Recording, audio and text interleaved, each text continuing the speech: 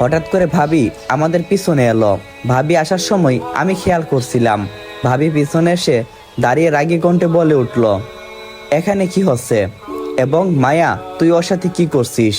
মায়া হঠাৎ করে ভাবির শব্দ শুনে বয়ে কেঁপে গেল। তাই ভাবির দিকে তাকিয়ে কাপা কাপা গলায় বলল, কিছু না, এমনিতেই বসে আছি। তারপর ভাবি মায়াকে কোনো কিছু বলতে না দিয়ে হাত ধরে নিচে নিয়ে গেল। মায়াকে নিয়ে নিচে যাবার কিছুক্ষণ পর আমিও নিচে গেলাম। দেখলাম সবাই বসে আছে। আমি আব্বুর কাছে যেতেই আব্বু কোনো কথা না বলে আমাকে মারতে লাগলো। আমি তখন বললাম, আব্বু আমাকে মারছো কেন? আব্বু কোনো প্রকার কথা শুনছে না, শুধু আমাকে মেরেই যাচ্ছে।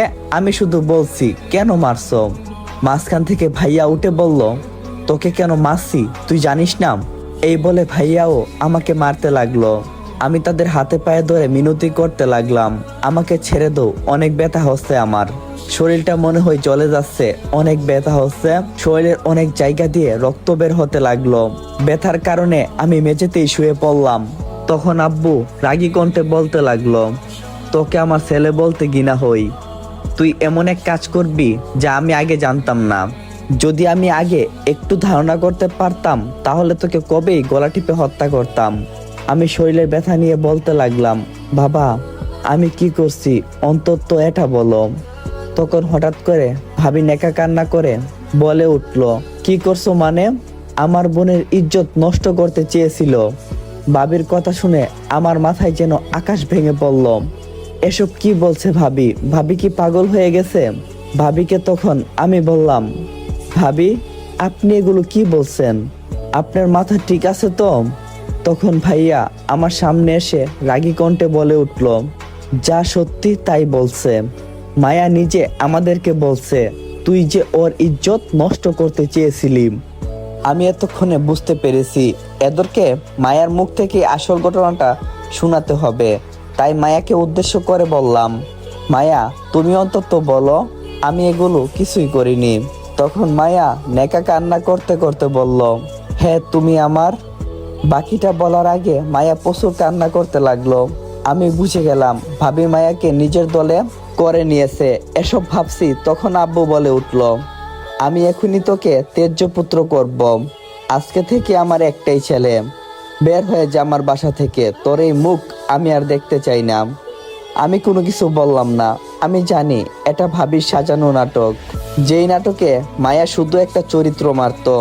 কিন্তু কেন আমার সাথে এমন নাটক করলো সেটাই বুঝতে পারলাম না। তখন আমি আব্বুকে বললাম, তুমি এটা করো না প্লিজ। ভাইয়া আমার সামনে একটা কাগজ দিয়ে বলল, চুপচাপ এটার মধ্যে সাইন করে দে। তখন আমি আবার আব্বুকে বললাম, আব্বু প্লিজ আমার কথাটা শুনো। তখন আব্বু রাগী কণ্ঠে বলে উঠল, চুপচাপ সাইন করে দে, না হলে আমার মরা মুখ দেখবি। এটা বলার পর আব্বু কাগজটা সাইন করতে বললেন।